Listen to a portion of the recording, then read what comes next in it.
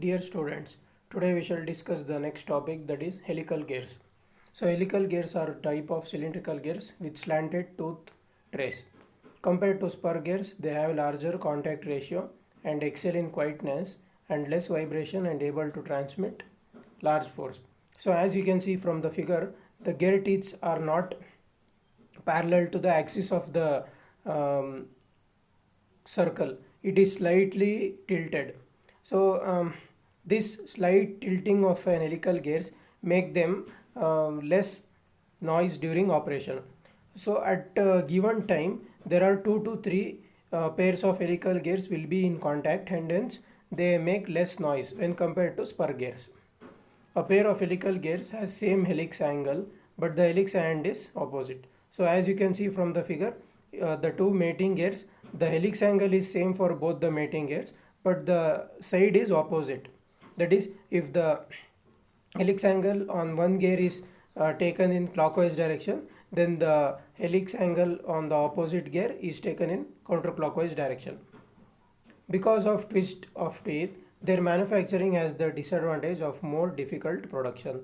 So, due to slant of teeth, the manufacturing of helical gears is very difficult and complicated. So, helical gears may be of single helical or double helical type. So, double helical gears are called herringbone gears, as you can see in the figure. These herringbone gears, they are nothing but combination of two helical gears of opposite direction. So, on both the gears, you can see that the gear teeth are opposite, and on one gear, there is a combination of helical gear of two directions. In case of helical gears, there is axial thrust between the teeth. In order to eliminate this, herringbone gears are used. So sometimes, in order to eliminate the axial thrust acting on the helical gear teeth, herringbone gears are used. But most commonly, helical gears are used instead of herringbone gears. So coming to advantages, these are quiet and smooth, and the teeth engage more gradually. So as you can see, in spur gear, at a given instant of time, only one pair of teeth will engage.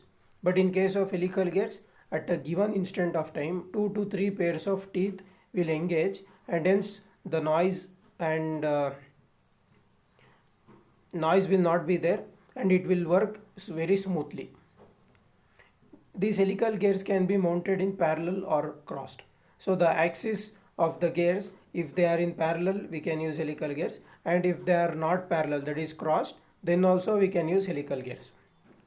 The disadvantages is this is less efficient than spur gears. So compared to spur gears, the efficiency of helical gears is less, and there is power loss due to slippage, and also the manufacturing of helical gears is quite complicated. So we shall see the comparisons between spur gear and helical gear. In spur gears, they have straight teeth. The teeth are straight and parallel to the axis of the gear. So in helical gears, the teeth are slightly tilted from the from the axis of the gear teeth. They are not parallel to the axis. Spur gears are mounted on parallel shaft. So if the two shafts are parallel, we can use spur gear. So helical gears we can use if the two gears are parallel or non-parallel shaft also, we can use helical gears. These make noise during operation. So spur gears, they make noise during operation, and helical gears work smoothly without any noise. The load applied is suddenly on the spur gears, but the load is gradually applied in case of helical gears. The dynamic stresses generated is very high in case of spur gears, and it is not high in case of helical gears. They are less in case of helical gears. So here I have written high in case of helical gears. It should be dynamic stresses is low in case of helical gears. So in next videos we shall see the problem how to solve helical gears problems. So thank you guys.